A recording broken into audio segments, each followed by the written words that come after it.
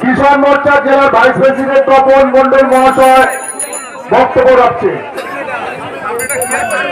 ভারত মাতা কি, ভারত মাতা কি। বন্ধুগণ, আপনারা জানেন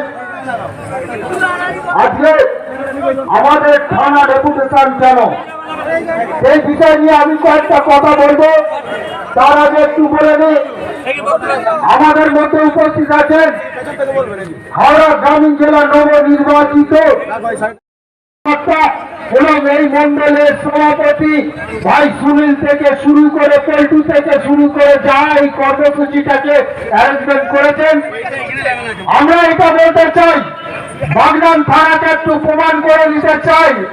বন্ধু, আপনারা অনেক অত্যাচারের পক্ষে আপনারা রায় দিয়েছেন, কিন্তু আজকের দিনে দাঁড়িয়ে আজকের পর থেকে ভারতীয় জনতা পার্টি এই বাগনান বিধানসভায় শপথ নেবে, অত্যাচারের বিরুদ্ধে বিজেপি লড়াই করবে এবং যদি ঠিক ন্যায় বিচার না পায় আমরা আগামী দিনে বাগনান থানাকে স্তব্ধ করে দেবো, এটা প্রমাণ করে দেবো বন্ধু। কারণ এই জিনিস চলতে পারে না। কারণ দীর্ঘদিন ধরে আমি শুনেছি নতুন করে আইসি এসছেন, আগের আইসি চলে গেছেন, শাসক দলের অনেক চালেদারি করেছেন, দালালি করছেন, করুন, আমাদের কোনো আপত্তি নেই। আমরা প্রতিশোধ নিতে এতটুকুর জন্য দ্বিধাবোধ করবো না। আর পুলিশ প্রশাসনকে লাস্টবারের মতো একটা কথা বলে দিতে চাই, যদি সঠিক যদি কাজ করতে চান করুন, আর নাহলে খাকি উর্দিটাকে খুলে দিয়ে তৃণমূলের ব্যাচটা আপনারা দয়া করে পড়ে নিন। আমরা জানবো আপনারা তৃণমূলের হয়ে কাজ করছেন, তৃণমূলের দালালি করছেন। এইটুকু বলে আমি আমার ক্ষুদ্র বক্তব্য। ভাইস প্রেসিডেন্ট তপন মন্ডল মহাশয় আমাদের মধ্যে উপস্থিত আছেন, সম্মানীয় জেলা সভাপতি মাননীয় শ্রী দেবাশিস সামন্ত মহাশয়। এখন বক্তব্য রাখবেন হাওড়া গ্রামীণ জেলার সহ সভাপতি লড়াকু নেতা আমাদের সকলের প্রিয় অনুপম ঘটক মহাশয়। আমি অনুপম।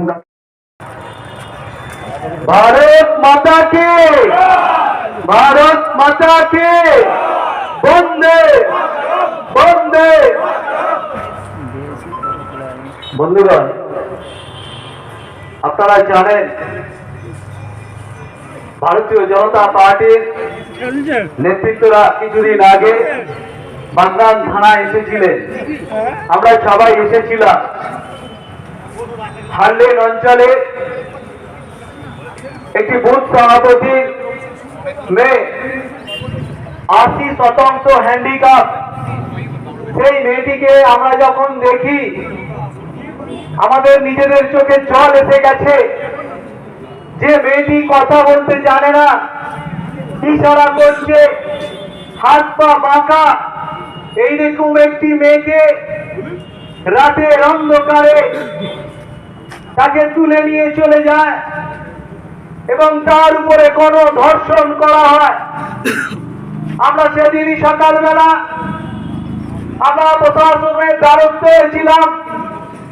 আমরা বলেছিলাম প্রকৃত যারা আসামি তাদের তুলে আনতে হবে, উপযুক্ত শাস্তি দিতে হবে এবং সম্পূর্ণভাবে সহযোগিতার আশ্বাস আমরা দিয়েছিলাম। কিন্তু আজ পর্যন্ত আমরা এখনো পর্যন্ত তার পূর্ণাঙ্গ রহস্য বুঝে পারলাম না।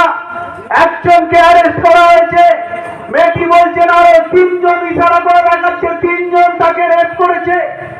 আরো একজনকে ধরে এখনো পর্যন্ত পুলিশ প্রশাসন কার ইশারায় আসামিদের ছেড়ে দিয়েছে, কার ইশারায় এখনো পর্যন্ত বাকি আসামিরা ধরা পড়েনি, আমরা সেটাই জানতে চাই। সারা বাংলা জুড়ে একের পর এক যেভাবে মহিলাদের নিরাপত্তা হলদিয়া কলেজে 30টার উপর যখন ধর্ষণ হয়েছিল, তখন আমি এই বাগনানবাসীকে বলেছিলাম আজকে দুর্গাপুরে হয়েছে, কালকে বাগনানে হবে। আমরা হয়তো পথসভার মাধ্যম দিয়ে, সমাজী পরিসরের মাধ্যম দিয়ে আপনাদের সজাগ করতে এসেছি। আপনাদের হয়তো কষ্ট হচ্ছে, আপনারা যাতায়াতের ব্যবস্থা হয়তো বিকৃত হচ্ছে, কিন্তু বিপর্যয় হচ্ছে আমাদের ঘরের পাশে চলে এসেছে। আমরা সেদিন দুর্গাপুর বলেছিলাম, তারপর হারলেনে গিয়ে আজকে সেই দর্শন আমরা প্রমাণ হলো আপনাদের ঘরের কাছে চলে আসছে রেপিস।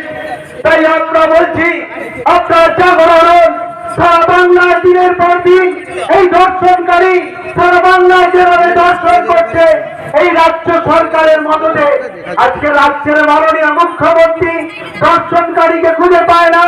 ভারতীয় জনতা পার্টি করলে তাদের খুঁজে পায়, রাতের অন্ধকারে তারা জানতে পারলে খেতে পারে, কিন্তু কারো অসুবিধা করে না। আজকে দিনে যেভাবে ওদের প্রায়োরিটি দিয়ে দিয়ে আমাদের এলাকার মধ্যে চলে আসছে, বড় ধরনের আন্দোলন করব আমরা। আজকে ডিসিপ্লিন পাওয়ানো দল বলে আমি বলেছি, আমি নিজে বাড়ির কর্মীদের কাছে অনুরোধ করেছি, আমরা ডেপুটেশন দিতে এসেছি, আমরা কোন রকম ভাবে শৃঙ্খলাকে ভাঙবো না। কারণ ভারতীয় জনতা পার্টির কার্যকর্তারা শৃঙ্খলার উপরে সারা ভারতবর্ষ দখল করেছে। ভারতীয় জনতা পার্টির কার্যকর্তারা দেশের কোন সম্পদ কোনদিন ক্ষতি করেনি। ভারতীয় জনতা পার্টি আগে বলে দেশ, তাই সেই রকম আমরা কার্যকর্তা। কিন্তু যদি কেউ চটি চাটতে চায়, দেখি মেয়েটাকে আমরা বড় করব, হয়তো ডাক্তার বানাবো, নয় ইঞ্জিনিয়ার বানাবো, নিজের পায়ে দাঁড়িয়ে সমাজে প্রতিষ্ঠিত করব, এই স্বপ্ন আমরা দেখি। কিন্তু পশ্চিমবঙ্গে সব মায়ের কিন্তু স্বপ্ন সফল হয় না। কারণ এই পশ্চিমবঙ্গে যিনি মুখ্যমন্ত্রী আছেন মমতা বন্দ্যোপাধ্যায়, তিনি বলেন যে ধর্ষণ নাকি একটা ছোট ঘটনা। তিনি ধর্ষণকে জয়সর্দির সঙ্গে তুলনা করেছেন। তিনি ধর্ষককে বাবু সোনা বলে বুকে আঁকড়ে ধরে আদর করেন, আর ধর্ষিতার মুখে টাকার মূল্যায়ন করে অপমান করেন এই নির্লজ্জ মুখ্যমন্ত্রী।